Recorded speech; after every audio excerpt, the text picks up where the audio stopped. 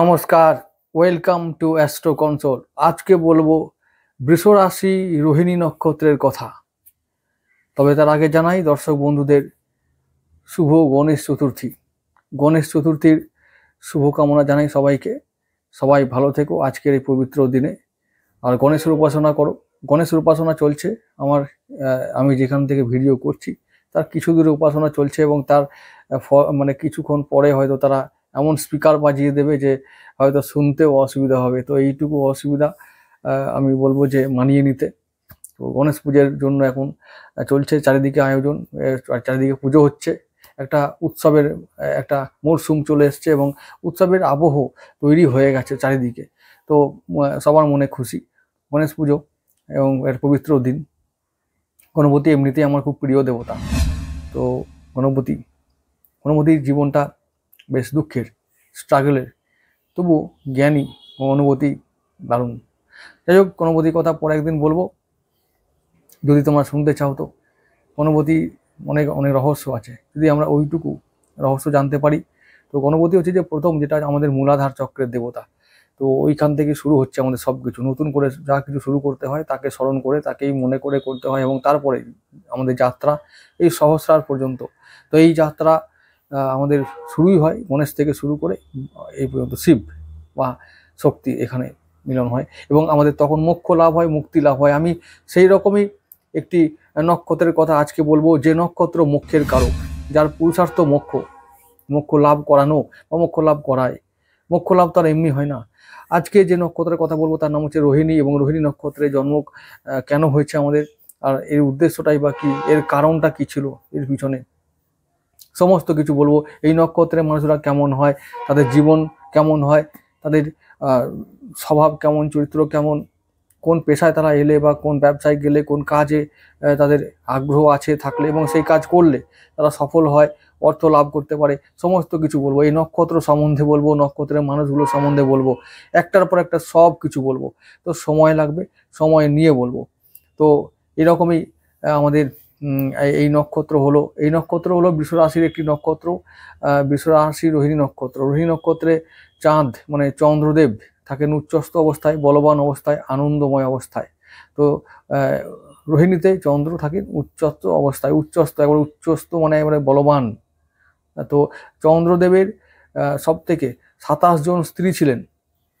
27 জন স্ত্রীর মধ্যে, মানে 27টি নক্ষত্র চন্দ্রদেবের স্ত্রী, আর 27 জন স্ত্রীর মধ্যে সব থেকে প্রিয় এবং সুন্দরী শৌখিন স্ত্রী ছিলেন রোহিণী নক্ষত্র বা রোহিণী। তাহলে এই রোহিণীর গুণ এই মানুষগুলির উপরে পড়বে। তারা সুন্দর হবে, শান্ত হবে, সৌম্য হবে, আকর্ষণীয় হবে, লালিমাপূর্ণ হবে। তাদের চেহারায় একটা লালিমা থাকবে। তো সুন্দর চোখ হবে, খুব ভালো বলতে পারে, লোক মানে আকর্ষণীয় ক্ষমতা আছে, লোককে সহজে আকৃষ্ট করতে পারে। তাদের কথাবার্তা, বিদ্যা, বুদ্ধি, চেহারা সমস্ত কিছু দিয়ে তারা আকৃষ্ট করতে পারে, লোককে কথায় ভুলিয়ে রাখতে পারে, খুব ভালো কথার জাদুকর হতে পারে। এইরকমই গুণ। আর এরকমই আমাদের রোহিণী নক্ষত্র যেহেতু, তাই তার মানুষগুলো এইরকমই আমাদের শৌখিন, মানে বেশভূষা সম্বন্ধে, তারপরে সুগন্ধি দ্রব্য সম্বন্ধে। তো তারা বেশ সুন্দর সেজে গুজে থাকতে ভালোবাসে, শৌখিন হয়ে থাকতে ভালোবাসে, একটু ভোগী, একটু আরামপ্রিয়, অলস, কিন্তু খাদ্য রসিক। আরামপ্রিয় হওয়াটা কোনো দোষের কথা নয়, এবং খাদ্য রসিক হওয়াটাও কোনো দোষের কথা নয়। বৃষ রাশিতে এই নক্ষত্রের বিস্তার হলো 10 ডিগ্রি থেকে 23 ডিগ্রি 20 মিনিট পর্যন্ত। 10 ডিগ্রি থেকে 23 ডিগ্রি 20 মিনিট পর্যন্ত এই নক্ষত্রের বিস্তৃত মানে বিস্তারিত বা বিস্তার।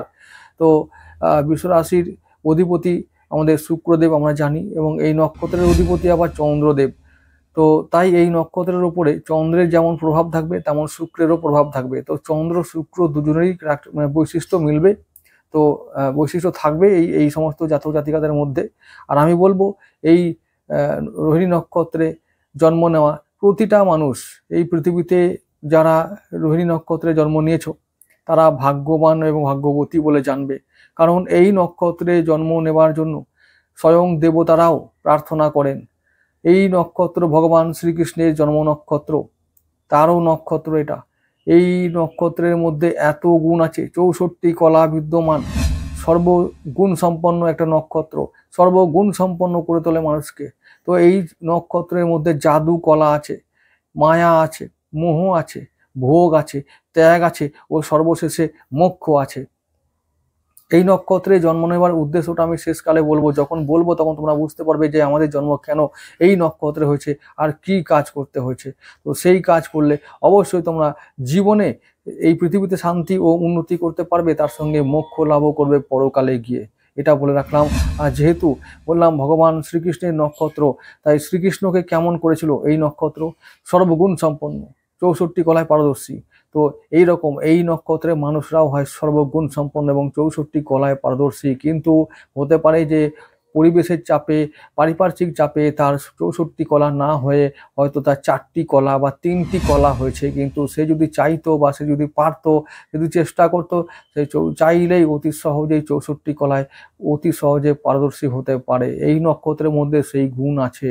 তো এই নক্ষত্রের জাতক জাতিকারা সত্যি প্রকৃত অর্থে ভাগ্যবান ও ভাগ্যবতী, এই কথাটা একেবারে সত্যি সত্যি সত্যি, এবং এই কথাটা শাস্ত্রসম্মত, শাস্ত্র এই কথার প্রমাণ দেয়। এবং এই যে নক্ষত্র, এই নক্ষত্রের আমি বলেছি বারবার যে এই নক্ষত্রে জন্ম নেওয়ার জন্য দেবতারাও স্বয়ং প্রার্থনা করে যে যদি মানব জন্ম হয় তাহলে অবশ্যই যেন রোহিণী নক্ষত্র হয়, তারা প্রার্থনা করে, এবং এই কথাটা ধ্রুব সত্য, 100% সত্য। ঠিক আছে, শাস্ত্র অধ্যয়ন করলে এর প্রমাণ আমরা বহুবার পাই। যাই হোক, যেটা বলছিলাম যে প্রথম এই নক্ষত্রের কিছু আমি বৈশিষ্ট্যগুলো আগে বলে রাখি, তারপরে বলবো মানুষগুলো কেমন হয়, সমস্ত কিছু বলবো, তার চেহারা, আকৃতি, স্বভাব, চরিত্র, দোষ, গুণ সব কিছু বলবো, তার রোগ বলবো, তার রোগ থেকে উপায় বলবো, জীবনের সমস্যা বলবো, সমস্যা থেকে প্রতিকার বলবো, সব বলবো, একটা একটা করে বলবো, কিন্তু সময় নিয়ে দেখতে হবে, সময় নিয়ে বুঝতে হবে কেন এই নক্ষত্রটা এতটাই এতটাই সর্বগুণ সম্পন্ন, সর্বশক্তি সম্পন্ন, এত বেশি এর মধ্যে কূটনীতি আছে, এই নক্ষত্রের মধ্যে রাজনীতি আছে, এই নক্ষত্রের মধ্যে সমস্ত সমস্ত নীতি, সমস্ত বিদ্যার গুণ আছে। এই নক্ষত্র আমি মনে করি সর্বশ্রেষ্ঠ নক্ষত্র, সর্বশ্রেষ্ঠ নক্ষত্রগুলির মধ্যে।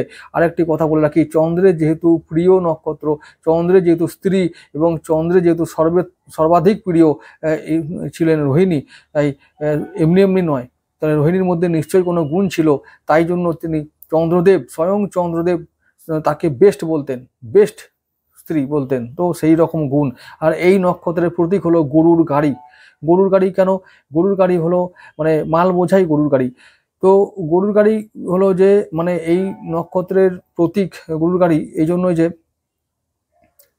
আমরা প্রতীক ধরেছি এটাই, তার মানে কাজ হলো এটাই যে আমাদের কি করতে হবে, মানে সেবা আমাদের উদ্দেশ্য হবে, আমাদের জীবনের উদ্দেশ্য হবে সেবা করা। বিনিময়ে পাবো আমরা খুব কম, সেবা করে যাব। যদি নিঃস্বার্থ হয় তো খুব ভালো, যদি বিনিময়ে চাই তাহলে কিন্তু উল্টোই পাবো না কিছুই। ওই গরুর মতন খাটতে হবে আমাদের, গরুর মতন খেটে খেটে ফল পাবো সামান্য, এটাই আমাদের জীবন। এর থেকে যদি কেউ বেশি চাও তাহলে হয়তো আরও তোমাকে পুরুষার্থ করতে হবে, আরও অনেক পরিশ্রম করতে হবে এবং ভাগ্যেরও সমর্থন থাকতে হবে, তবেই গিয়ে আমরা সাকসেসফুল হব। আমাদের কাজ হলো যে এক প্রান্ত থেকে আরেক প্রান্তে হলো যে মানে কি বলবো, মাল বোঝাই করা, মানে মাল পৌঁছে দেওয়া। কি জন্য কি মানে আমাদের নক্ষত্রের কাজ, নক্ষত্রের কারকতা, এটা কারকতা মানে এরকম যে নক্ষত্রটা আসলে উদ্দেশ্যটা কি, তিনি কি কোন কোন কাজের এবং কোন কোন জিনিসের কারকতা বহন করেন, এবং সেইগুলো আমাদের জন্য নির্দেশ করে যে আমাদেরও সেই কাজ করলে আমাদের সফলতা আসবে। কি কাজ? যেমন যেহেতু গরুর গাড়ি এটা কারকতা করে, তাহলে কি করব, এই মানুষগুলো সেই সমস্ত কাজে সফল হবে। ট্রান্সপোর্টের কাজ, তো ট্রান্সপোর্টের কাজ, গাড়ি ঘোড়ার কাজ, তো যে সমস্ত এক প্রান্ত থেকে আরেক প্রান্তে পৌঁছে দেওয়া, কুরিয়ারের কাজ, ডাক বিভাগের কাজ, এই সমস্ত পেশা যদি এই মানুষগুলো থাকে তাহলে তারা খুব সাকসেসফুল হয়। রেল এমপ্লয়ি যদি হয়, রেলের কাজ যদি হয়, রেলের এরকম কাজ, এক প্রান্ত থেকে আরেক প্রান্তে মাল পৌঁছে দেওয়া, তো এরকমই পরিবহন সংস্থায় কাজ হলে আমাদের এই মানুষগুলো কী হবে, অনেকটা সফল হবে। আর পরিশ্রম জীবনে অনেক কষ্ট, জীবনে অনেক পরিশ্রম, জীবনে অনেক ত্যাগ বেশি, কিন্তু বিনিময়ে খুব কমই পাওয়া যায়, পাওয়া খুব কমই যায়। ঠিক আছে, তো এরকমই একটা নক্ষত্র আমাদের রোহিণী। এছাড়াও আমি বলবো যে এই নক্ষত্রের আমি যে দেবতা, আমি দেবতাদের কথা সর্বশেষে বলবো, তার আগে আমি ইম্পর্টেন্ট বিষয়গুলো বলে যাই এবং তার কারণ এবং তার ব্যাখ্যাগুলো আমি করে যাই, তারপরে বলবো ইম্পর্টেন্ট কথাগুলো। আচ্ছা, গণ হচ্ছে নরগণ। নরগণ মানে আমাদের হলো যে আমাদের মধ্যে এমন গুণ আছে যে আমাদের মধ্যে সেই গুণ আছে যে আমরা দেবতাও হতে পারি, দানবও হতে পারি। সেই গুণ আছে আমাদের মধ্যে। কন্ট্রোলটা আমাদের নিজেদের মধ্যে রাখতে হবে, নিজের হাতে রাখতে হবে, এবং নিজের হাতে রাখার যোগ্যতা আমাদের আছে। তাই আমাদের নরগণ করা হয়েছে। আমি চাইলে এক্ষুনি দেবতা হতে পারি, সেই গুণ বা শক্তি আছে। আর চাইলে দানবও হতে পারি, সেই গুণ বা শক্তি বা যোগ্যতা আমাদের মধ্যে ভরপুর মাত্রায় আছে। তো ডিপেন্ড করবে আমি কোন দিকে যাব। তো কোনোভাবেই আমরা দুর্বল নই কিন্তু নরগণ বলে। তো এরকমই মনে রাখতে হবে এই কথাটা। বর্ণ বা জাতি হচ্ছে বৈশ্য বা শূদ্র। একটা কথা বলে রাখি, এই নক্ষত্রের সঙ্গে শূদ্র এবং বৈশ্য দুটো বর্ণই ভালো করে মেলে। কারণ এটা হচ্ছে যে পরিশ্রমী ব্যবসায়ী। যদি বৈশ্যের জন্য বলি ব্যবসায়ী, অবশ্যই ব্যবসা বুদ্ধি প্রখর। ব্যবসা করলে এই নক্ষত্রের মানুষেরা মানে বেশি উন্নতি করে, অর্থ লাভ করে। তো তারপরে বলেছি এই সমস্ত ব্যবসা যেগুলো হচ্ছে খুব পরিশ্রম লাগে, সেই সমস্ত ব্যবসা করলে অবশ্যই ভালো হয়। কিন্তু এই মানুষগুলো এত বুদ্ধিমান এবং শৌখিন হয় যে পরিশ্রমের কাজ করতে চায় না। এবং জীবনে এটাই বড় চ্যালেঞ্জ, জীবনে এটাই সব থেকে বড় সমস্যা হয়ে দাঁড়ায়। কি সমস্যা হয়ে দাঁড়ায় ভাই? তো এটাই হলো যে জীবনে প্রথম দিকে অনেক পরিশ্রম করার কাজগুলো তাদের কাছে আসে, এবং তারা কি করে এই কাজগুলো এই ইচ্ছে করে ছেড়ে দেয় শুধুমাত্র আরাম প্রিয় হবার জন্য, বিলাসিতা করার জন্য, একটু অলস হবার জন্য। তো এই একটু ভোজন রসিক হওয়ার জন্য, ঠিকঠাক খাবার না পেলে, ঠিকঠাক থাকা খাওয়া না হলে পরিশ্রমের কাজ এদের ভালো লাগে না, বা করতে পারেও না, করতে মন চায় না। তখন কি করে, জীবনের প্রথম দিকে এদের এই সমস্ত কাজগুলো লোকে অফার করে, খুব পরিশ্রম করতে হবে আর সময় হয়তো খাওয়া দাওয়াটা হলো না। এর ফলে অনেক মানুষের জীবন তছনছ হয়ে যায়। সেই সুযোগগুলো দ্বিতীয়বার আর তারা পায় না যখন এদের দরকার হয়। জীবনের প্রথম মানে 35 ইয়ার্স পর্যন্ত খুব কষ্ট, 35 ইয়ার্স পর্যন্ত এদের জীবনে প্রচন্ড কষ্ট হয়। এবং ওই যে 35 ইয়ার্স বললাম, 35 ইয়ার্স পর্যন্ত এদের মানে ওই জ্ঞানটাই থাকে না যে কোন কাজটা করলে আমার জন্য ভালো হয়, আর ওই যে কোন কাজে এদের মন আছে, এই এদের বুদ্ধিটাই থাকে না। তারা মানে দ্বিধাগ্রস্ত হয়ে পড়ে, পথভ্রষ্ট হয়ে পড়ে। চন্দ্র এখানে বলবান মানে হলো যে এরা খুব খেয়ালি প্রকৃতির, খামখেয়ালি, আরাম বিলাস ভোগ এদের মধ্যে থাকবেই, একটু হলেও থাকবেই। তো এরা চায়, কিন্তু মুশকিল হয়, ছোটবেলাটা খুব কষ্টে কাটে। এবার এরা কি হয়, যদি রাহুর প্রভাব থাকে তাহলে কি হবে, এরা হচ্ছে যে স্বপ্ন মানে মানে দিনের বেলা স্বপ্ন দেখে, দিনের বেলা স্বপ্ন দেখবে, এবং আবল তাবল স্বপ্ন, যে স্বপ্নগুলো সাকার করার ক্ষমতা ওদের নাই, কিন্তু ও দেখে নেবে স্বপ্ন। যে দেখবে আমি ভাবি যে এটা ওটা করব, বড় হলে এটা করব, বড় হয়ে এটা করব, এরপরে আমি পরবর্তী জীবনে এটা করব, কিন্তু করার জন্য যেটা করতে হবে সেটার সম্বন্ধে তাদের কোনো আইডিয়া থাকে না। ম্যাক্সিমাম বিশ্বরাশির মানুষদের এরকম করে জীবন ব্যর্থ হয়ে যায়। মানে ছোটবেলায় অনেক স্বপ্ন দেখে, নিজের প্রতি প্রচন্ড বিশ্বাস থাকে, তারপরে কি হয়, তারপরে একটা বয়সের পর থেকে ওদের ঘুম ভাঙে, মোহভঙ্গ হয়। সব মানে স্বপ্নের সঙ্গে বাস্তবের যখন দ্বন্দ্ব হয় তখন ওরা বাস্তবের জগতে ফিরে আসে, কিন্তু ধাক্কা খেয়ে। যখন বাস্তবের জগতে ফিরে আসে তখন মুখ থুবড়ে পড়ে, তখন আর সমাজের উপরে মানে সমাজের কাছে দাঁড়াতেই পারে না, তাদের তখন দেরি হয়ে গেছে। এই যে পরিশ্রমের কাজগুলো প্রথম জীবনে হাতছাড়া করে দিয়েছে, তারপরে আর তারা সেই কাজ পায় না, জীবনে উন্নতি করতে পায় না। কিন্তু যদি ওই কাজগুলো তারা করতে পারতো, যদি এই সুযোগগুলো কাজে লাগাতো, যদি ওই একটু থাকা খাওয়ার ব্যাপারগুলো যদি অ্যাডজাস্ট করে যদি আমি পরিশ্রমটা করে কাজটা করতে পারতাম, তাহলে জীবনে অনেকটা উন্নতি করতে পারতাম। কিন্তু ম্যাক্সিমাম লোকের এইটা বুঝতেই দেরি হয়ে যায়। যাই হোক, আমি এসব ব্যাপারে আরো একটু পরে বলছি, যখন পেশার কথা বলবো আর একটু বুঝিয়ে বলবো। তো আগে এগুলো বলে রাখি। তাহলে এটা হলো এর জাতি বা বর্ণ কি হলো, বৈশ্য বা শূদ্র দুটোই ম্যাচ খায়, ঠিক আছে। পরিশ্রমী ব্যবসায়ী দুটো, পরিশ্রমী হয় এরা, আবার ব্যবসায়ী হয় এরা। তো দুটো ব্যাপারেই ম্যাচ খায়। যোনির কি, সর্বজনী মানে হলো যে সাপের মতন এদের একদম ক্ষিপ্র গতি, শার্প মাইন্ডেড, ক্ষিপ্র গতি। তো এরকমই এরা হলো যে খুব সর্প যেমন কি হয়, খুব ধূর্ত হয়, চালাক হয়, খুব তেজ মানে ফাস্ট হয়। তো এরকমই গুণ এদের মধ্যেও আছে। তো তারপর তারা হয় ভয়ঙ্কর, অনেক বিষধর, যেহেতু তাই শরীরের মধ্যে টক্সিক জমে যায়, মানে তাই শরীরে খুব খারাপ হয়, শরীর খুব খারাপ হয়, বিশেষ করে পেটের রোগ আর সুগার এগুলো হবেই। তো এইগুলো থেকে বাঁচতে গেলে কি করতে হবে, এই নক্ষত্রের যে বৃক্ষ জাম, এই বৃক্ষ কি জাম, তাহলে জাম হলো যে এই যে পেটের রোগ আর ওদিকে সুগার, এইগুলো কন্ট্রোল করার জন্য নয়, নিরাময় করার জন্য সব থেকে বেস্ট এটা বৃক্ষ। তাই এই নক্ষত্রের বৃক্ষ কাকে দেওয়া হচ্ছে জানে, ভগবান জানে তো এদের মধ্যে সুগার হবে, প্রেশার হবে, পেটের রোগ হবে, তাই জন্য জামকে দিয়েছে পেট পরিষ্কার রাখার জন্য আর সুগার ভালো রাখার জন্য, এদের বৃক্ষ জাম। যাই হোক, তো এইগুলো ফলো করলে জাম থেকে, জামের মধ্যে বনস্পতির গুণ আছে, তো যদি আমরা সেটাকে প্রপার ইউজ করি আমরা রোগমুক্ত থাকবো, ভালো থাকবো, এটাকে ব্যবহার করা যেতে পারে। এই নক্ষত্রের যে পুরুষার্থ সেটা মোক্ষ লাভ করা, মানে জীবনে সারা জীবন যাই করি না কেন লক্ষ্য থাকবে কি লাভ, মোক্ষ লাভ। এটা করতে হবে, না হলে কিন্তু বারবার ফেল করব, বারবার উঠবো নামবো, এই ওঠা নামার জীবন চলবে। আমাদের প্রথম জীবনটার মধ্যে বিশেষ করে 35 ইয়ার্সের, যেটা আগে আমি একটু আগে বললাম যে 35 বছর পর্যন্ত মানুষ এই রাশির নক্ষত্রের মানুষেরা কি করে, ওঠা নামার মধ্যে দিয়ে যায়, উঠবে একবার পড়বে একবার, উঠবে এতটাই মানে এত কাজে ব্যর্থ হবে, আবার মানে ঠিক হয়ে আবার উঠে পড়বে, মানে সাকসেসফুল হবে, আবার ফেল হবে, আবার উঠে যাবে, এরকম। মানে যোগ্যতা আছে, ক্ষমতা আছে, বুদ্ধি আছে, প্রতিভা আছে, তা সত্ত্বেও সঠিক প্রতিভা বা যোগ্যতা যেমন আছে সেরকম মতো কাজ পায় না। ওই যে একটু অলসতা করে আর একটু বুঝতে ভোলা ভালা মানুষ বুঝতে পারে না যে কোন কাজটা করলে জীবনে উন্নতি হবে, পথটা কোনটা, কোন কাজটা ওর জন্য ইম্পর্টেন্ট। বিশ্বাসী মানুষ, ধার্মিক মানুষ, ধর্মভীরু মানুষ, ভোলা ভালা সৎ মানুষরা এই জীবনে পথভ্রষ্ট হয়, কষ্ট পায়, অর্থ হারায়, প্রিয়জন হারায়, এগুলো হবেই। এই সৎ মানুষদের পক্ষে এগুলো আগে হবে, মানে যারা অসৎ তাদের পক্ষে এগুলো সহজে হবে না, অনেক দেরিতে হয়, কিন্তু সৎদের ক্ষেত্রে কি হয়, প্রথম জীবনেই এগুলো হয়ে যায় এবং এরা প্রথম জীবনে এগুলো সাফার করে ফেলে।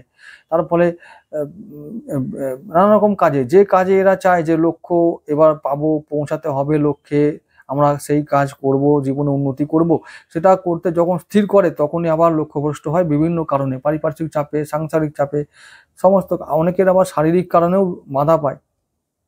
অনেক মানুষ আছে যে পড়াশোনা বা কাজের সময় যখনই পিক আওয়ার্স চলবে, যে এই সময় হলেই আমার উন্নতি হবে, তখনই তার হয়তো এমন শরীরটা খারাপ হয়ে গেল যে ওই সময় আর লক্ষ্যে পৌঁছানো গেল না। বা সেই বছর অনেক বিদ্যার্থী আছে বা স্টুডেন্ট আছে, তাদের জন্য এরকম হয় যে পরীক্ষাটা সময় জ্বর হয়ে গেল বা শরীর খারাপ হয়ে গেল, সেই বছরটাই গেল, এরকম অনেকেরও হয়। আচ্ছা, এরপরে যেটা বলছিলাম যে এই হচ্ছে যে এটা হচ্ছে চন্দ্রের জন্ম নক্ষত্র, এটা ঠিক আছে, এই নক্ষত্র কি চন্দ্রের জন্ম নক্ষত্র, তাই চন্দ্রের প্রভাব খুব মারাত্মকভাবে পড়বে। আচ্ছা, এবারে কি বলবো, যে আমি বলেছি এই চন্দ্রের যেহেতু দেবী আমাদের, মানে চন্দ্রের স্ত্রী ছিলেন রোহিণী, এবং সেই রোহিণী ছিলেন চন্দ্রের সব থেকে প্রিয়, এবং হলো যে খুব তিনি শৌখিন ছিলেন, শৌখিন বেশভূষা, শৌখিন খাদ্যদ্রব্য, প্রসাধন, এই সমস্ত বিষয়ে তার একটা আগ্রহ ছিল, তাই এই সমস্ত মানুষগুলো এই সমস্ত বিষয়ের উপরে আগ্রহ থাকবে। আচ্ছা, এরপরে যেটা বলবো, এই মানুষগুলো আচ্ছা, এই যে এই নক্ষত্রের যে নামটার কি সৃষ্টি হলো কি, মানে রোহিণী, রোহিণী কোনখান থেকে বা কোন জায়গা থেকে এসছে, মানে রোহণ করা থেকে এসছে, রোহণ করা বা এই রোহণ এই শব্দ থেকে রোহিণীর উৎপত্তি। তার মানে আমাদের রোহণ করতে হবে, আরোহণ করতে হবে, উঠতে হবে, উত্থান উত্থান উত্থান উত্থান, আমাদের পড়ে গেলে চলবে না, মানে আমাদের যে পড়ে গেলাম জীবন থেমে গেল, লক্ষ্য থেমে গেল, এরকম মানে এরকম নয়, কিন্তু আমাদের বারবার পড়লেও আবার বারবার উঠে আবার দাঁড়াতে হবে, তবেই তো মোক্ষ লাভ সম্ভব। যতবার পড়বে মানে লক্ষ্য থেকে বিচ্যুত হবে, জানবে যে একটা পাপ চলে গেল, একটা ঋণ শোধ হয়ে গেল। কারণ এই নক্ষত্র বা এই বৃষ রাশি এরা হচ্ছে কার্মিক রাশি, এদের অনেক ঋণ থাকে পূর্বজন্মে, সেই ঋণগুলো এদের শোধ করতে হয়, এবং ঋণ শোধ মানেই হলো যে এর ভগবান টাকা দিয়ে শোধ নেবে না, ভগবান করবে কি, এরকম তোমাকে ফেল করাবে, বিভিন্ন কাজে ফেল করাবে, আর কি কষ্ট দেবে, মানসিক কষ্ট, তাতেই তোমার প্রায়শ্চিত্ত হয়ে যাবে, ঋণ শোধ হয়ে যাবে, কর্ম শোধ হয়ে যাবে। এইভাবেই তিনি করান আমাদের সমস্ত, যে সমস্ত পূর্বজন্মের পাপ আছে, সঞ্চিত কর্ম আছে, সেই তিনি এইভাবেই শেষ করান। তো এরকমভাবেই, এই জন্যই আমাদের এই রোহিণী নক্ষত্রের জীবনে উত্থান পতন অনিবার্য, মানে থাকবেই, জীবনের অঙ্গ এটা, জীবনে বিভিন্ন সময়ে উত্থান পতন এটা লেগেই থাকবে, এবং এটা থেকে কেউ মুক্তি পাবে না। আমি একজন সাকসেসফুল বিজনেসম্যান, খুব অর্থ আছে, এরকম ভেবো না যে তুমি একদম ওইখানেই থাকবে, তোমার পতন কখন হবে তুমি নিজেও জানো না। তো এই জন্যই রেডি থাকতে হবে, কারণ এটা হচ্ছে যে নেচার, প্রকৃতি, এটা আমাদের এই নক্ষত্রের ভবিতব্য, এটা নিয়তি, এটা। তো এই এই এটার জন্য রেডি থাকতে হবে। এরকম নয় যে আজকে আমি সাকসেসফুল কোটিপতি আছে বলে, ব্যবসায়ী হয়েছি বলে, বা আমার মানে আমি সাকসেসফুল হয়েছি বলে জীবনে, মানে আমি আগে মানে আগামী দিনে বা আগামী ভবিষ্যতে যে ফেল হব না, এরকম কোনো ব্যাপার নেই। তো যখন তখন জীবন এদিক ওদিক হতে পারে। তো এটার জন্য সবসময় তোমাদেরকে সারা জীবন প্রস্তুত থাকতে বলবো।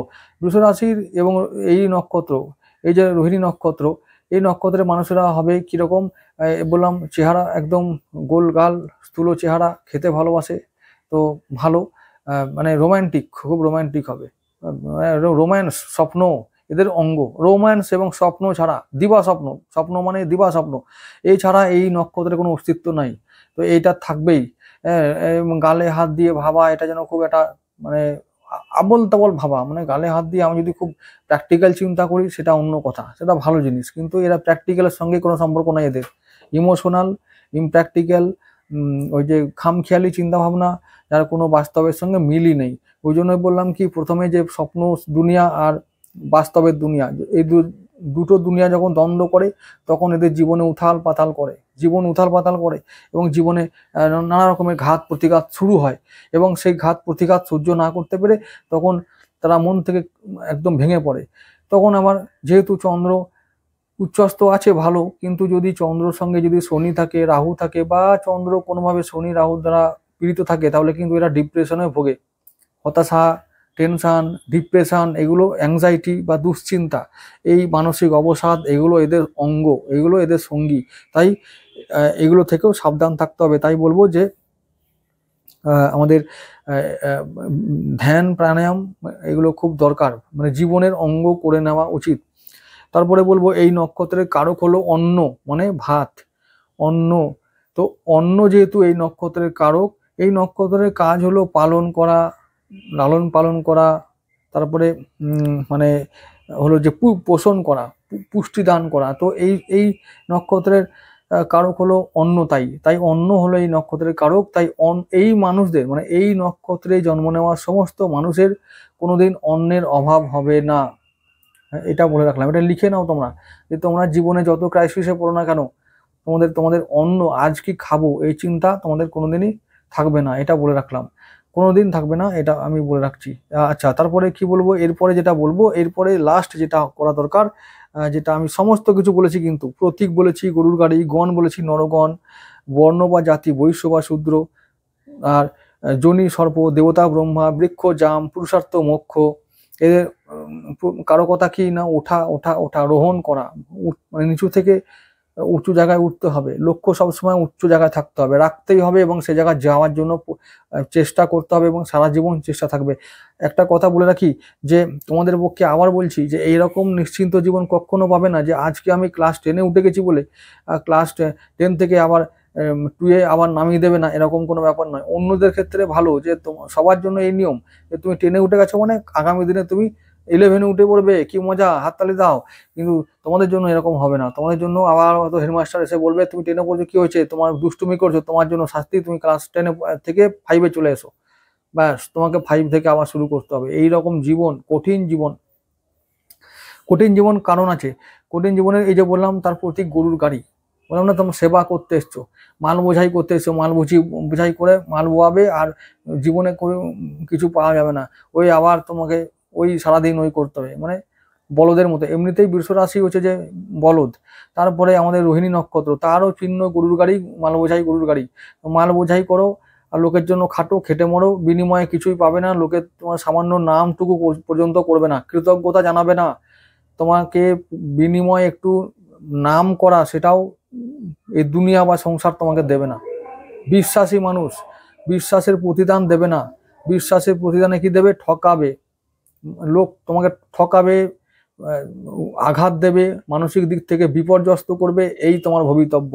তো এইটা বারবার বলছি, যে এই নক্ষত্রে জন্ম নেওয়া মানে নিশ্চিন্তে বসে থাকা কোনোদিনই হবে না, এটা কোনোদিন করো না। তাই বলছি কি করতে হবে, উঠতে হবে, উঠতে হবে, যেটা যেখানে আছি ক্লাস 10, আমি সেখানে আরো উঠবো, যাতে আমাকে ডিমোশন কেউ না করতে পারে, যেন কখন আমাকে নিচে না নামতে হয়, নিচে নামার ভয় যেন না থাকে, আমি আরো উপরে উঠবো, আরো উপরে উঠবো। এবার সেই রকম করে যখন আমি অনেক উপরে উঠে যাব, তখন নিচে নামতে কতটা নামাবে।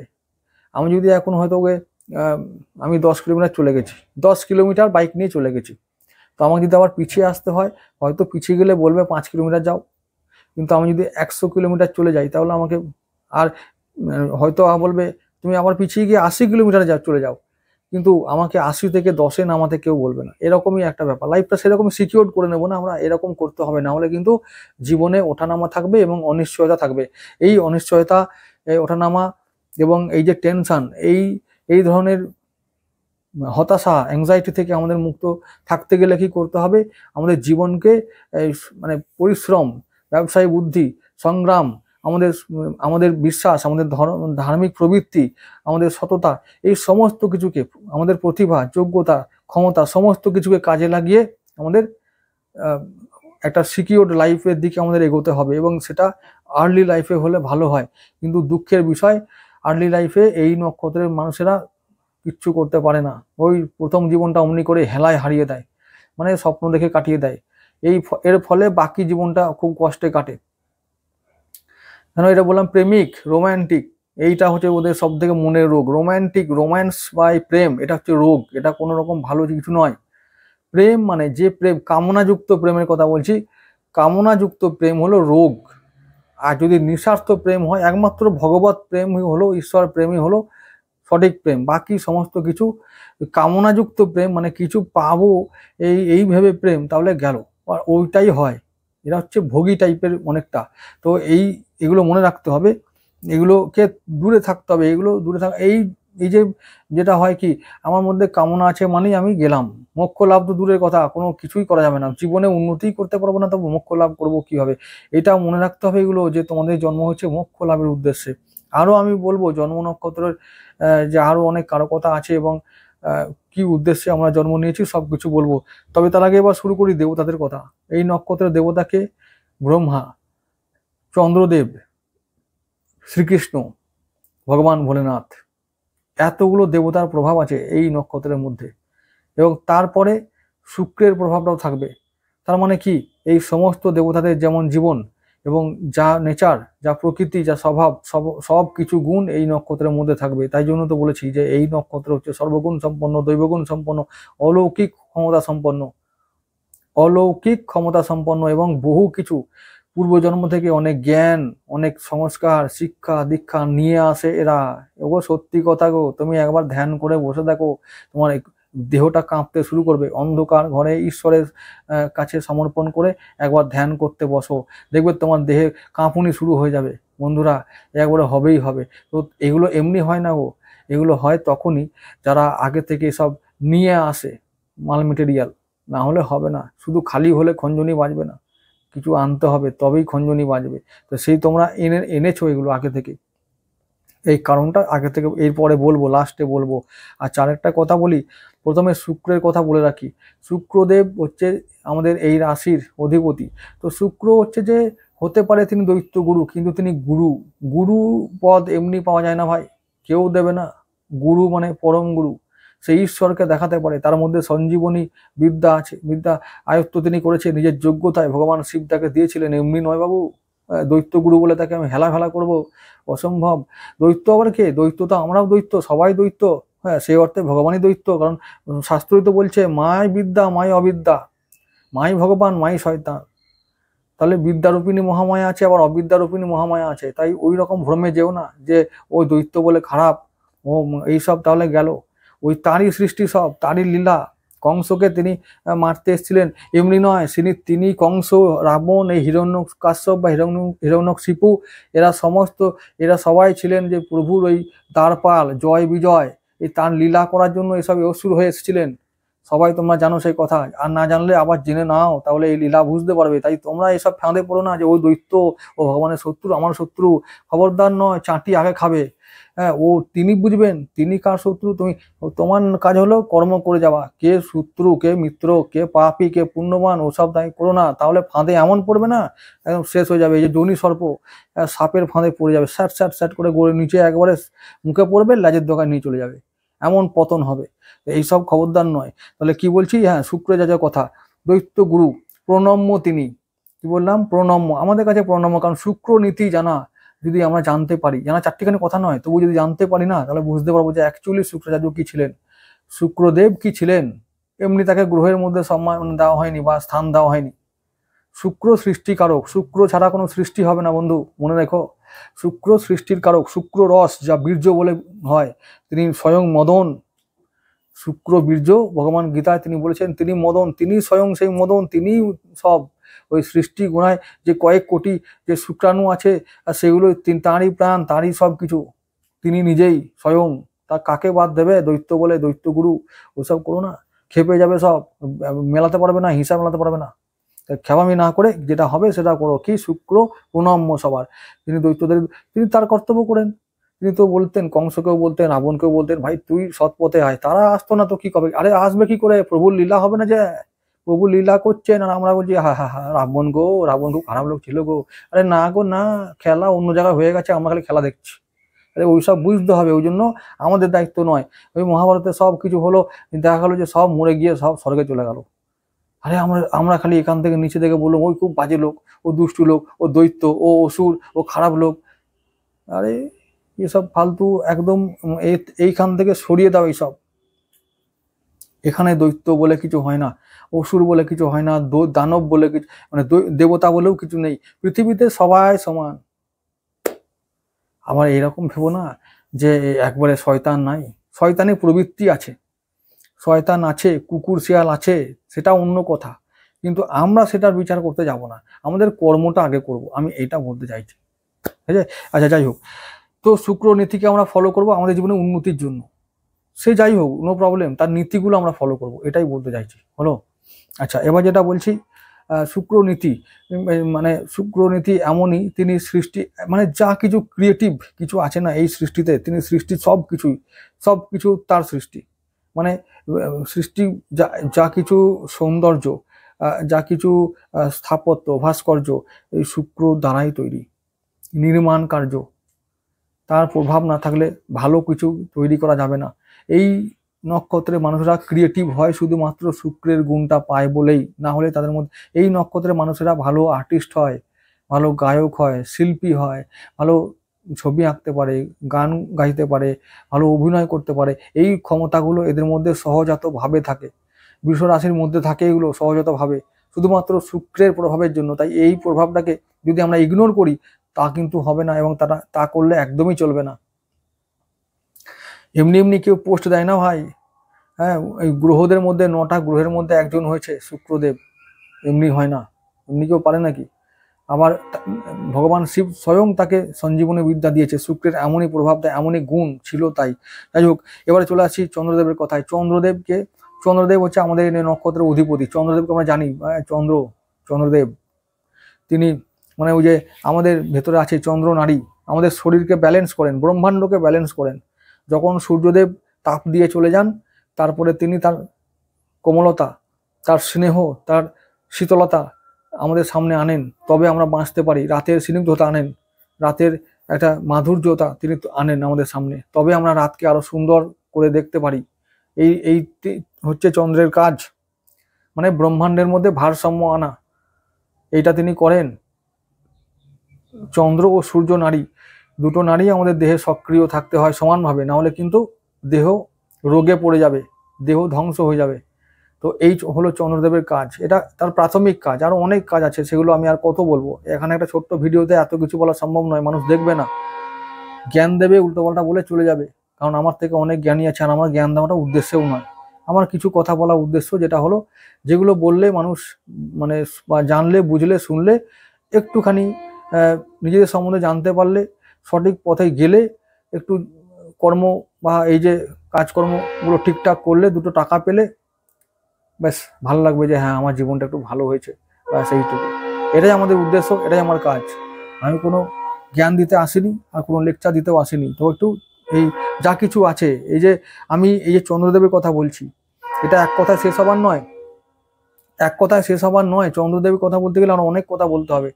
চন্দ্রদেবের মধ্যে যে, মানে তিনি ভোগী বটে, তাকে অনেকজন, অনেকে নেগেটিভিটি বা মানে নেতিবাচক শক্তির বা গুণ দিয়ে অনেকে করেন, কিন্তু তার মতন ভোলে ভালা এমন খুব কম আছেন।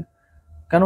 তিনি তার আরাধ্য দেবতা প্রথম যে জ্যোতির্লিঙ্গ, যে সোমনাথ, ভগবান সোমনাথ, তিনি ভগবান শিব সোমনাথ হয়ে তাকে দেখা দিয়েছিলেন। তার জন্য একটা নির্মাণ করেছিলেন মন্দির আলাদা করে, ওই মন্দিরের নাম সোমনাথ, তার নামে দিয়েই ওইটা তৈরি হয়েছিল। তিনি ভগবান সোম, তিনি সোমরস তিনি তৈরি করতে পারেন। তার সোমরস পান করে দেবতারা ওই শক্তি পায়, যুদ্ধ করার শক্তি পায়, সৃষ্টি করার শক্তি পায়। তো চন্দ্রদেবের ভূমিকা অনেক অনেক অনেক ভূমিকা। সৃষ্টি পালন করার ক্ষেত্রে, সৃষ্টিকে রক্ষা করার ক্ষেত্রে চন্দ্রদেবের ভূমিকা অনেক, বলে শেষ করা যাবে না। যাই হোক, যেটা হচ্ছে যে আমি একটা কথাই বলবো, চন্দ্রদেব ছিলেন একটুখানি রোম্যান্টিক প্রকৃতির, তো তাই তার 27টা মানে পত্নী ছিল, এই তার মধ্যে রোহিণী ছিল প্রিয়। এবং এখন তিনি যেহেতু ভাবুক প্রকৃতির, আবেগী একটা দেবতা বা মানে মানুষ, তো তিনি হলেন যে এমন মশগুল ছিলেন তার প্রেমে, মানে স্ত্রীদের প্রতি প্রেমে, তো তিনি ইগনোর করতেন। মানে বিশেষ করে রোহিণীর প্রতি এমন একটা প্রেম ছিল তার, তিনি রোহিণীর প্রতি বেশি আকর্ষণ বা অ্যাটেনশন দিতেন আর কি। তার আগ্রহ বা আকর্ষণটা ওই রোহিণীর উপরে ছিল বেশি। তাই অন্যান্য স্ত্রীরা কমপ্লেন করতো, এবং কার কাছে কমপ্লেন করবে? দক্ষ, যা ওদের পিতা, দক্ষের কাছে কমপ্লেন করেছিল যে বাকিদেরকে ইগনোর করছে আর ওকে বেশি টাইম দিচ্ছে, তো একে ব্যবস্থা করো। কান ভাঙানি দিয়েছিল দক্ষ, রেগে গিয়ে বললো টিবি যক্ষা রোগ হয়ে গেছিল। তখন চন্দ্রদেবের ক্ষয় শুরু হয়, দেহ ক্ষয়ে যায়। তখন আবার কি সৃষ্টি ব্যালেন্স নষ্ট হবে, এই কথা ভেবে তিনি আবার অনেকের পরামর্শে তিনি আবার ভগবান ভোলেনাথের উপাসনা করতে লাগলেন। তার ইষ্টদেব তখন থেকে তিনি হলেন, এবং তিনি তারপরে তার আশীর্বাদে তিনি তার আবার স্বয়ং যে রূপ তার, সেটা ফিরে পেলেন। নাহলে দেহ ক্ষয়ে গেছিল ওই দক্ষের অভিশাপে, তাকেও বলা হতো প্রজাপিতা। যাই হোক, তাহলে তিনি আবার স্বরূপে এলেন, মন্দির প্রতিষ্ঠা করলেন সোমনাথে, পৃথিবীর সব থেকে প্রাচীন মন্দিরের মধ্যে একটি। আমার বিচারে, আমার অভিজ্ঞতায়, আমার শিক্ষায় আজ থেকে প্রায় 10 কোটি বছর আগে এই মন্দির তৈরি হয়েছিল। এটা একটা ভীষণ আশ্চর্যের ব্যাপার, 10 কোটি বছর আগে ওই রকম একটা ভব্য মন্দির তৈরি হয়েছিল ওই সোমনাথ প্রান্তে, গুজরাটে। ঠিক আছে, কখনো গেলে অবশ্যই যাওয়া উচিত, প্রত্যেকটা মানুষের যাওয়া উচিত ওখানে। এটা ভারতবর্ষের গৌরব, 10 কোটি বছর আগের একটা মন্দির, তখনও এইরকম ধরনের উন্নত সভ্যতা ছিল আমাদের এই ভারতবর্ষের মাটিতে। যাই হোক, সেটা অন্য কথা। এরপরে বলবো, যেটা বলছিলাম যে চন্দ্রদেবের যে গুণ, এই যে তার মধ্যে একটা, সে পড়ে গেছিল আবার উঠলো, এমন করে উঠলো দুনিয়া দেখলো। এই যে কোয়ালিটির কথা বললাম, এই কোয়ালিটি তোমাদের মধ্যেও আছে। তোমরা পড়ে গেলে ঘাবড়াবে না, জীবনে আবার দাঁড়াবে, এমন দাঁড়াবে তাক লেগে যাবে সবার, আর সবাই দেখবে চোখ বড় বড় করে, আর সবার তাক লেগেও যাবে। এ কি ছিল, কি হলো রে বাবা, এই লোকটা পারলো বটে, দেখালো বটে, এই বলবে। তো এইরকম মানুষ তোমরা যদি কখনো পা পিছলে পড়েও যাও, ঘাবড়াবে না। তোমাদের নক্ষত্রের নাম রোহিণী, তোমাদের ওঠা কাজ, পড়ে যাওয়া নয়। উত্থান তোমাদের নক্ষত্রের কারো কথা, উত্থান উত্থান উত্থান, তোমাদের উঠতেই হবে। তোমরা উঠেই যাবে। তোমাদের পতন তোমাদের দোষে হবে। ওই যে চন্দ্রদেব যেমন দোষে হয়েছিল, তোমাদের পতন তোমাদের নিজের দোষে হবে যদি হয়তো, আর না হলে অন্য কারোর ক্ষমতা নেই তোমাদের পতন কেউ করে দেবে। কারোর ক্ষমতা নেই, হিংসাই করুক, চক্রান্ত করুক, ষড়যন্ত্র করুক, শত্রুতা করুক, নো প্রবলেম। তোমাদের জন্য আছে সবসময় ভগবান সদাশিব, একদম তোমাদের ইষ্ট দেবতা, তাকে পুজো করবে। তোমাদের সব থেকে ইষ্ট দেবতা সব থেকে বেস্ট কে, যেটা ভগবান শুক্র, মানে আমাদের দৈত্যগুরু শুক্র আর ভগবান চন্দ্রদেব, দুজনেরই ইষ্ট দেবতাকে ভগবান শিব। তাই শিব পুজো করলে তোমাদের বেশি উন্নতি হবে। তো যাই হোক, অবশ্যই যদি বৃষ রাশি রোহিণী নক্ষত্র হও, তাহলে জীবনে একবার সোমনাথ মন্দিরে অবশ্যই পদার্পণ করবে, এটা তোমাদের উচিত। আর অবশ্যই যদি সঠিক ভক্তি ভাব নিয়ে ওই মন্দিরে প্রবেশও করা যায়, দর্শন করতে দেবে কিনা জানি না, কারণ এখন ঠাকুর তো অনেকে বাপের সম্পত্তি, কিছু করার নেই। আমি সে কথা বলছি না, অন্তত ওই পবিত্র মন্দিরে যদি তোমরা মানে একবার যাও, মন্দিরের ভূমি স্পর্শ করো, তাতেও অনেক কল্যাণ হবে। ঠিক আছে, তোমরা সেটা ফিল করতে পারবে, এটা আমি বলতে পারি। যাই হোক, যেটা বলছিলাম, এবার বলবো শ্রীকৃষ্ণের কথা। এই নক্ষত্র আর শ্রীকৃষ্ণ সমার্থক, এরা তার কথা না বললেই নয়। আরেকটা কথা লাস্টে বলবো, সেটা আমি পরে বলছি, খুব মজার ব্যাপার। সেটা বললেই বুঝতে পারবে যে জীবনটা ঠিক কেমন হবে, কোন গতিতে এগোবে। আচ্ছা, শ্রীকৃষ্ণ যার জন্ম সময় থেকেই, চন্দ্রদেবকে কথা বলবো, একটা ছোট্ট কথা একটু বলে রাখি, যে সবাই ভাবে যে খুব তিনি সুখী লোক। সুখী লোক তিনিও ছিলেন না, তারও মধ্যে জীবনে উত্থান পতন ছিল, তার জীবনও চক্রান্ত ছিল। যখন শিবের তপস্যা করতেন তখন তিনি এমন হয়ে গেছিলেন যে দেহ কুষ্ঠ রোগে একবারে শেষ, মানে কুষ্ঠ নয়, ক্ষয় রোগে, যক্ষা রোগে, টিবি রোগে তার দেহ শেষ। তাতেও তিনি তার প্রতি, মানে আমাদের ভোলেনাথের প্রতি বা শিবের প্রতি তার ছিল অটুট আস্থা। সেই ভক্তি আস্থা রেখে তিনি জয়লাভ করেছিলেন। তাই তোমাদেরকেও বলছি, তোমরাও জীবনে জয়লাভ করবে আস্থা ও ভক্তির দ্বারা, নিজের প্রতি বিশ্বাসের দ্বারা। জীবনে যতই উত্থান পতন আসুক, উত্থান তোমাদের শক্তি, পতন হলেই ব্যাস একদম ধ্বংস, কিচ্ছু করার নেই। পতনের কথা ভাববেও না, পতনের কথা ভাববেও না। আবার বলছি, এবার শ্রীকৃষ্ণের কথায় আসি। শ্রীকৃষ্ণের জন্ম নক্ষত্র ছিল রোহিণী, তাই রোহিণী নক্ষত্রে জন্মের জন্য তিনি ছিলেন এরকমই। তিনি কেমন ছিলেন, তিনি কেমন ছিলেন একমাত্র যদি কেউ বলতে পারে তো সেটা হলো তিনি নিজেই। তো তিনি কেমন ছিলেন বলতে পারার ক্ষমতাটা আমাদের খুব কম, মানে বলতে পারা মানে অসম্ভব ব্যাপার, তাকে বর্ণনা করা অসম্ভব ব্যাপার। তবুও আমরা এটুকু এটুকু একটু ছোট্ট কথায়, দু একটা কথায় বলতে পারি যে তিনি ছিলেন সব থেকে বড় হচ্ছে প্রেমিক, তিনি আবেগী, তিনি রোম্যান্টিক, তিনি ডিপ্লোম্যাটিক, তিনি যোদ্ধা, সাহসী, বীর, সবকিছু, সমস্ত কিছু, সমস্ত গুণ তার মধ্যে ছিল। 64 কলা তিনি জানতেন, সর্বগুণ সম্পন্ন। তো এই রকম গুণ তোমাদের মধ্যে আছে, যেটা বলে আমি শুরু করেছিলাম যে কোথায় আছে, সব কিছু আছে মূলাধার চক্রে, যেখানে গণেশ পুজো, ওই গণেশ পুজো করলেই অ্যাকচুয়ালি ওই মূলাধার চক্র অ্যাক্টিভেট হবে, ওখান থেকে শক্তি বেরোবে বাকিগুলো চক্র থেকে, ঠিক আছে। তারপরে আসবে ওই বিশুদ্ধ চক্র, মণিপুর চক্র, অনাথ চক্র, আজ্ঞা চক্র, এরকম করে সমস্ত চক্র ভেদ করে এই যে শক্তি যেটা লুকিয়ে আছে কুণ্ডলী আকারে পিছনে, সেই পিছনে গণপতি দেবতা লুকিয়ে রেখেছে। তাই ওই যে বলে শুরু করেছিলাম ভিডিওটা, যেটা বলে, তো ওইখানে সব লুকিয়ে আছে 64 কলার বিদ্যা বা ওই বিদ্যা লাভের শক্তি, সর্বগুণ সম্পন্ন হওয়ার শক্তি, মোক্ষ লাভের শক্তি, আজ্ঞা চক্রে আত্মাকে পৌঁছে যাবার বা পৌঁছে দেবার শক্তি সব লুকিয়ে আছে। আমরা শুধু বের করলেই হলো, বের করি না, তাই আমরা সবাই কিন্তু ঋষিপুত্র, মানতে হবে এটাই, এবং এটাও একদম সত্যি। এর জন্য বিশেষ কোনো প্রচেষ্টা করা দরকার নেই, যে ফুলমালা চড়িয়ে মন্ত্র জপ করে কিচ্ছু দরকার নেই, খালি ধ্যান করলেই হবে। এইটুকু তো করতে হয়, তাও করি না আমরা। বিশাল পণ্ডিত দরকার নেই, কি ওসব হবে, ওসব করে দরকার নেই, ওসব করে কি হবে, পয়সা হলেই হচ্ছে, পয়সা চাই, একা চালি টেকাই ভগবান। আচ্ছা ঠিক আছে, এবার কৃষ্ণ কথা বলি। কৃষ্ণ মানে শুধুমাত্র গুণ সম্পন্ন তো ছিলেন, তা সত্ত্বেও তার ছোটবেলা থেকে কি হলো, জন্ম নিল মা বাবা বন্দি, জন্ম নিল ঝড় তুফানের রাত, সেখানে প্রাণ সংশয়, সেই রকম নদী পেরিয়ে চলে যাচ্ছে কোথায়, সেই আবার সেই পালিত কাকার বাড়িতে বা পালিত পিতার বাড়িতে, এরকম যাচ্ছেন রাতের মধ্যে, ঝড় ঝাপটা জীবন, পুরো জীবনটাই তার যুদ্ধ, পুরো জীবনটাই সংগ্রামপূর্ণ, সংঘর্ষপূর্ণ। সুখের জীবন তার ছিল না। রাজা সে, তার জীবনে উত্থান পতন ছিল, কত জায়গা ত্যাগ করেছে, তার স্থান ত্যাগ করেছে।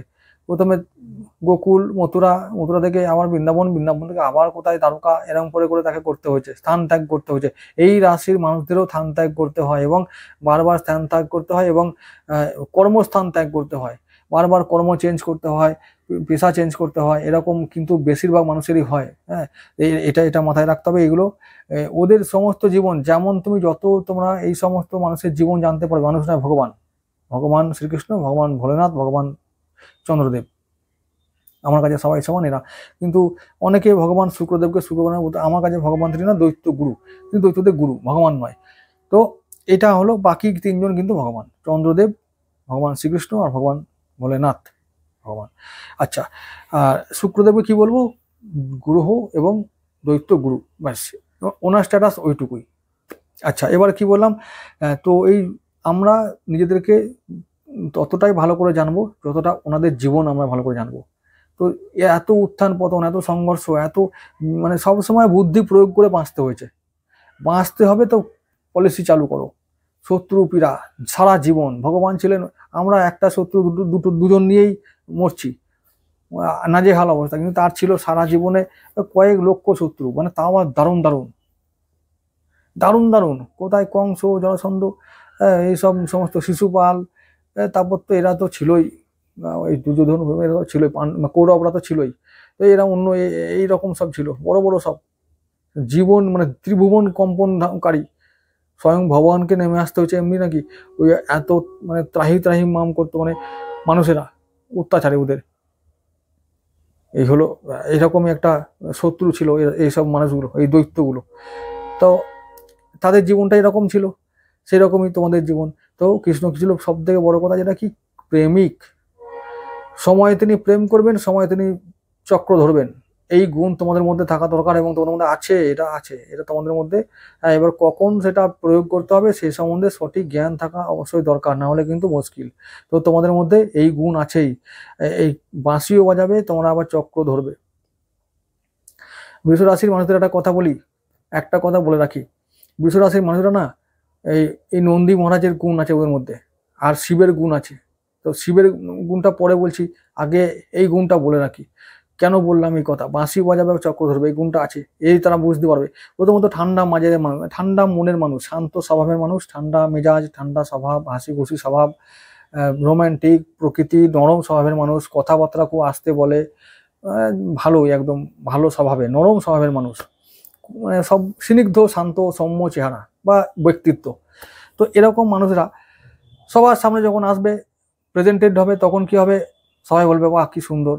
তো অনেকে কি হয়, এই সমস্ত কারণে হিংসা করে, মানে সবাই যখন ওকে তারিফ করবে না, এই মানুষটাকে তারিফ করবে, কিছু মানুষ থাকবে হিংসা করে, এই তারিফটা দেখতে পারে না। তো এই পিছনে লাগবে, অকারণে পিছনে লাগে, তবু তারা কিছু বলতে চায় না।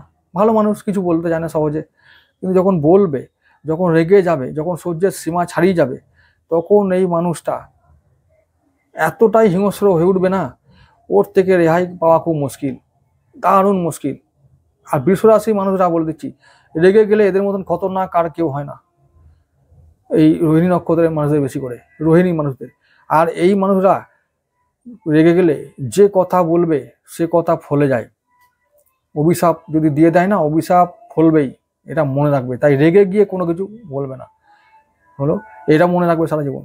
তো যাই হোক, যেটা বলছিলাম, তাহলে কেন বলছি, ওই যে বললাম বাঁশি বাজাবে কৃষ্ণ, আবার দিকে খতম করে দেবে একদম, ফিনিশ। যখন ফিনিশ করবে বলে ফিনিশ করেই ছাড়বে, যেখানেই থাকুক সে, যে কোণে লুকাক। এই যে নন্দী মহারাজ যেমন কি করে, ওই যখন শান্ত থাকে না, চুপচাপ ঘুরে বেড়ায় কি সুন্দর, কিন্তু যখন রেগে যায় নন্দী মহারাজ কাউকে ছাড়বে না। ষাঁড় যেমন, ষাঁড়, আর গোকরো সাপ, শিব তত্ত্বের মধ্যে আছে যেহেতু, তাই মানে গোকরো সাপেরও গুণ আছে। হ্যাঁ, গোকরো সাপ খুব শান্ত, এটা অনেকটা কোবরা টাইপের সাপ, কিন্তু যেটা কিং কোবরা, যেটা ব্ল্যাক কোবরা, সেটা কিন্তু খুব ফেরোসাস, সঙ্গে সঙ্গে রেগে গেলে সঙ্গে সঙ্গে মেরে দেবে, মরে যাবে। কিন্তু গোকরো সাপ যেটা হচ্ছে অনেকটা ধূসর টাইপের দেখতে, যেটাকে আমরা গোখরো বা শঙ্কচুর টাইপের বলি, শঙ্কচুর নয়, এটা গোখরো, আমাদের বাংলায় গোখরোতে বলে, ইংলিশে কি নাম জানি না, কোবরার জাতিরই, কিন্তু তবুও এটা ধূসর টাইপের দেখতে। তো এই সাপটার কেমন স্বভাব, খোঁচালে কিছু প্রথমে কিছু বলবে না, আবার খোঁচাও কিছু বলবে না, আবার খোঁচাও কিছু বলবে না। যদি সহ্যের সীমা ছাড়িয়ে যাও, তো কিং কোবরা ছেড়ে দিলেও দিতে পারে, কিন্তু এই সাপটা ছাড়বে না, এই আমাদের গোখরো সাপ আর ছাড়বে না। পৃথিবী যেখানে তুমি লুকিয়ে থাকো, ও মেরেই ছাড়বে তোমাকে। ও যখন সিদ্ধান্ত নেবে যে মারবো ভাই, তুমি যেখানেই লুকিয়ে পড়ো, কেউ বাঁচাতে পারবে না, শেষ। এই রকম হচ্ছে বৃষরাশি আর রোহিণী নক্ষত্রের মানুষেরাও একদম ডিটো, এইসব গুণগুলো এদের মধ্যে আছে, এদের থেকে বাঁচবে। আমি বলছি যারা এদের শত্রু, সাবধান হয়ে যাও, যদি এরা খেপে যায় ভাই, তোমাদের রক্ষা নাই একদম। এরকম হচ্ছে যে আমাদের চন্দ্রদেব, ভগবান শ্রীকৃষ্ণ, এদের গুণটা বললাম। এবার শিবের গুণটা বলবো। শিবের গুণ কেন এদের মধ্যে? শিব ভোলেনাথ, এদের ছাড়া তো ইষ্ট দেবতা, ওদের ইষ্ট দেবতাকে মাতা পার্বতী, মাতা ভুবনেশ্বরী এবং ভগবান ভোলেনাথ। যত পুজো করবে, যত স্তবতুতি করবে, যেভাবে করবে, উন্নতি শিখরে উঠবে, এটা দিকে কেউ রক্ষা, মানে এটা একদম সত্যি কথা, এটার থেকে সত্যি আর কিচ্ছু নেই। তাই তো বললাম যে জীবনে একবার দ্বাদশ জ্যোতির্লিঙ্গ দর্শন নাও করো, কোনো অসুবিধা নেই। একবার জ্যোতির্লিঙ্গ হিসাবে দর্শন করবে, সোমনাথকে দর্শন করবে, ভগবান সোমনাথকে, ব্যাস অনেক কিছু পরিবর্তন শুরু হবে তখন থেকে জীবনে। দেখে নিও ভাই, ও আমাকে প্রমাণ করা কিছু নাই, আমাকে প্রমাণ করতে হবে, তোমরা প্রমাণ পেয়ে যাবে তখনই। আচ্ছা, এবার শিবের কথা বলি। শিবের যে গুণ আমি বললাম না, এই নক্ষত্রের মধ্যে শিব তত্ত্ব আছে চরম একদম, যেহেতু চন্দ্রের ইষ্ট দেবতা, ইষ্ট দেবের গুণ তো থাকবে শিষ্যের মধ্যে। তো শিষ্যের মধ্যে গুণ আছে, যে কিরকম ওই যে বললাম খুব শান্ত স্বভাবের। শিব কি করে, যখন রেগে যায় তখন তাণ্ডব, আর রেহাই নাই ভাই। তো শিবের যারা হয় তারা এইরকমই হয়, ঠিক মানে এইরকমই। এই যে নন্দীর কথা বললাম, গোকর সাপের কথা বললাম, ভগবান শিবও তাই, আর শ্রীকৃষ্ণ তিনিও তাই। মারবো যখন ঠিক করবে মেরেই ছাড়বে। তো বাঁশি বাজাবে খুব ভালো, যখন চক্র ছেড়ে দিল তো ব্যাস শেষ করে দেবে, ছাড়বে। এইরকম নক্ষত্রের মানুষগুলো এরকম হয়। আর কি যেটা ভগবান শিব করে কি, প্রচণ্ড দয়ালু, করুণাময়, দয়ার সাগর, সবাই বলবে অল্পে সন্তুষ্ট, তেমনি এই মানুষগুলো অল্পে সন্তুষ্ট। একবার যদি ভালোবেসে কিছু বলে দাও যে বা এটা নাই বাবা, এটা এটুকুতেই থাকো, এটাই মানিয়ে নাও, হ্যাঁ হ্যাঁ ঠিক আছে, কোনো অসুবিধা নাই। যেটা থাকবে, যেটা খাবার জন্য দুটো হয়তো মিষ্টি দিল, বলে এটাতেই মানিয়ে নাও বাবা, আর নাই আজ এটাও চাই না, তুমি তাই নিয়ে নাও। খিদে মরছে কিন্তু বলবে না এটাও চাই না, ঠিক আছে তুমি বলেছো মানে এটা যথেষ্ট।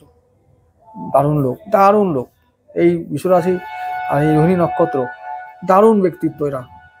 খালি একটু বলে দেওয়া যে বাবা এই মানিয়ে নিও ভাই, শুধু এইটুকু বললে না এত ভুলে যাবে। এরা সত্যি এই আশুতোষের গুণ আছে এর মধ্যে, দারুণ নক্ষত্র। এটা এমনি বলেছি যে দেবতারা এই নক্ষত্রে জন্ম নেওয়ার জন্য প্রার্থনা করে। ভাই এটা এই নক্ষত্রে যারা জীবন দিয়ে অনুভব করছে না, আমার প্রতিটি কথা তারা ফিল করবে। এইরকম মনের মানুষ হয়, উদার মনের মানুষ। সবাই ঠকিয়ে যাবে সবাই, কিন্তু একটা কথা মনে রেখো ভাই, তোমাদেরকে যারা ঠকাবে তারা রেহাই পাবে না। আর ভুলে তোমার অভিশাপ তো দিলেও তো ব্যাস ও লাগবেই, আর যদি নাও দাও কোনো চিন্তা নাই, আছেন তিনি, ওর থেকে রেহাই কেউ পাবে না। তো তোমাদের ঠকা দেখে শত্রুকে বলবে ভাই যাই করিস রাগাবি না আর ঠকাবি না, তাহলে রেহাই পাবি, নাহলে রেহাই পাবি না। এই দুটো কথা শত্রুকে বলে দেবে, ব্যাস আর কিছু বলতে হবে না। তারপরে ওরা নিজেরাই বুঝে নেবে কি হচ্ছে ওদের সঙ্গে, একদম আর বলতে হবে না মুখে। এইরকম হচ্ছে আমাদের এই নক্ষত্রের কোয়ালিটি, পুরো একটা প্যাকেজ, কমপ্লিট প্যাকেজ। দারুণ একটা নক্ষত্র, সমস্ত ব্যক্তিত্ব থেকে শুরু করে কোন পেশায় যাবে বা বলে দিচ্ছি, এই নক্ষত্রের মানুষরা কোন পেশায় যাবে। দেখো এই যে বললাম চন্দ্রের সঙ্গে কি আমাদের চন্দ্র আর শুক্র, তারপরে এই যে এই মানুষগুলো না বেশি ক্রিয়েটিভ হয়, তাহলে কি হবে, আর্টিস্ট হবে। ক্রিয়েটিভ মানে এই যে কোনো কিছু সৃষ্টি করবে, ললিত কলা, আর্ট, কালচার, গান বাজনা, আঁকা, ছবি আঁকা, এই সমস্ত কিছু এদের আর্ট, এদের কাজ, এটা লেখালেখি, সাহিত্যিক, এইরকম সব কাজ। এর বাইরে যে সমস্ত যা কাজগুলো করবে সেগুলো এদের মনের মতো হবে না, আর সেই জন্য এদের সফল হবে না। এরা ওই কাজগুলো পেট ভরার জন্য করতে হয়, কিন্তু এইটাতে ওই চলে যায়, ওই পেট ভরার জন্য করতে হবে, তো তাই পেটটা ভরে যায়, আর কোনো উন্নতি হয় না ওদের জীবনের জন্য। তো এই হচ্ছে এদের মন, মানে এদের মনটা এইসব জায়গায় বেশি সাইন করবে, ভাগ্য সাইন করবে, এবং নিজের ভেতরে যে শক্তি আছে সেগুলো আরো বেশি করে বেরিয়ে আসবে এই সমস্ত কাজে। বুদ্ধি দিয়ে কাজ করবে এরা, মাথায় মানে পরিশ্রম করে কাজ করতে এদের হবে না বা হয় না। আর এরা সেই কাজের জন্য জন্ম নেয়নি, কিন্তু জীবন এদেরকে সঙ্গে একটা, প্রথম দিকে যেটা আমি বলেছিলাম যে এদের সঙ্গে একটা রসিকতা করে, এটা এদের জীবনের ট্র্যাজেডি, চ্যালেঞ্জ, যে প্রথম জীবনে যদি পরিশ্রমটা করে নিই, ওই প্রথম জীবনে অফারগুলো আসে এরকম একটু হেভি পরিশ্রমের কাজ, সেগুলো আসবে, এরা করতে চাইবে না। এই যদি ধরতো তাহলে হয়তো বাকি জীবনটা একটু রিল্যাক্সে কাটতো, কিন্তু এটা সেটা বুঝতে পারবে না, এদের নেচারটা তো এরকম নয়। পরিশ্রমের কাজ হলে এরা করতে পারে না, অলস টাইপের লোক। এই নন্দী মহারাজ যেমন, চুপচাপ যখন শুয়ে থাকবে তো শুয়ে থাকবে, গোঁতাবে ঘুম করে গোঁতাবে না, যখন মুনি বেশে গোঁতাবে পিছনে তাতেও উঠতে যায় না, যখন মর্জি হবে তখন উঠবে, এইরকম ব্যাপার। এইরকম স্বভাবের মানুষেরা, এদেরকে খাটালে হবে না, এদের বুদ্ধি, মাথা খাটাও, মাথা খাটিয়ে পড়াশোনা করো এবং সেরকমভাবে বিদ্যা অর্জন করো। 64 কলা মাথা খাটিয়ে হয়, গতর খাটিয়ে হবে না, এটা মনে রেখো। তো এই জন্য এই সমস্ত ব্যাপারটার দিকে যত রকম কাজ আছে, এইটা মাথা খাটবে সেরকম কাজ করো। কত রকম পেশা আছে মাথা খাটিয়ে তোমরা জেনে নাও, নিজের জন্য বুঝে নাও। আর এরপরে যেটা বলবো যে এই দাম্পত্য জীবনের কথা, দাম্পত্য জীবনের কথাটা বলবো, এদের দাম্পত্য জীবন হয় না সেরকম, দাম্পত্য জীবন এদের সুখী হয় না। আর দাম্পত্য জীবন বলে কিছু থাকে না, কারণ এদের যে সাথী হয় তারা এদেরকে বুঝতে পারে না, এদের মন কোথায় আছে, কোন স্তরে আছে, এরা কেমন চিন্তা ভাবনা করে, কি রকম স্বভাবের মানুষ, কি প্রকৃতির মানুষ, এরা সহজে এদের মানে সাথীরা বুঝতে পারে না। আর যখন বুঝতে পারে তখন হয় এ হারিয়ে যায়, নয় ও হারিয়ে যায়, তখন সব শেষ, আর তখন কিছুই করার থাকে না। বুঝতে মানে এরা অ্যাকচুয়ালি বিশ্বরাশি আর এই যে রোহিণী নক্ষত্র, এরা হচ্ছে যে একটা মণিমুক্ত, এদের হৃদয়টা মণিমুক্তর মতো। আর মণিমুক্ত যদি অন্য বাঁদরের গলায় চলে যায় তাহলে কি হবে, বাঁদর ছুঁড়ে ফেলে দেবে, তার মর্যাদা বা মূল্য দেবে না। তাই এদেরও এক্ষেত্রে, জীবনের ক্ষেত্রে এরকমই হয়। তো এই মণিমুক্ত যদি ভালো হাতে যায় তো গলায় পরে নেবে, আর যদি ভুল হাতে যায় তাহলে কি হবে, ছুঁড়ে ফেলে দেবে। আর জীবন এরকমই, কি বললাম, এখানে আমরা কি করতে আসি, কর্ম ফল ভোগ করতে আসি, প্রায়শ্চিত্ত করতে আসি। তাই আমাদের জীবনের ভুল লোকের পাল্লায় পড়ে যাই, ভুল লোকের পাল্লায় পড়ি, ভুল আমাদের মণিমুক্ত যে আমরা, সেটা বুঝতে পারে না মানুষ। কি করে, তুমি ইউজলেস হয়ে যাও, এরকম ব্যাপার। এই জন্যই দাম্পত্য জীবন কোনোদিন হয় না। এই যে ভগবান শ্রীকৃষ্ণ, ভগবান শিব বা ভোলেনাথ এবং চন্দ্রদেব, এদের কারো দাম্পত্য জীবন ভালো ছিল না, ভালো হয়নি, তোমাদেরও হবে না বা হয় না। আর যদি হয়ে থাকে সেটা জানবে খুব কম দিনের জন্য, যদি হয়ে থাকে তাহলে ভাগ্যবান, এবং হয়ে আছে বলে বা হয়ে থাকছে বলে আগামী দিনে যে ভালো হবে এরও কোনো গ্যারান্টি নাই। তাই সর্বদা এই সমস্ত খারাপ ব্যাপারগুলোর জন্য অবশ্যই রেডি থাকো, প্রস্তুত থাকো, এবং যখন হবে তখন যেন অবশ্যই মনের জোর থাকে, সেটা যেন দিয়ে যেন সহ্য করতে পারো, সেই ক্ষমতা যেন তোমাদের ভগবান দেয়, সেই প্রার্থনা করি। তোমরা সবাই ভালো থেকো। আর যাই হোক না জীবনে কেন, আমি একটাই কথা বারবার বলবো, যে উত্থান তোমাদের উদ্দেশ্য। আর এর আগের কথা বলবো, লাস্ট কথা এটাই, যে এই যে আমার এখন জন্ম নক্ষত্র কি রোহিণী, এর দেবতাকে চন্দ্র, মানে গ্রহদেব। আর এর আগের জন্মে আমরা কোথায় ছিলাম, শ্রবণায় ছিলাম।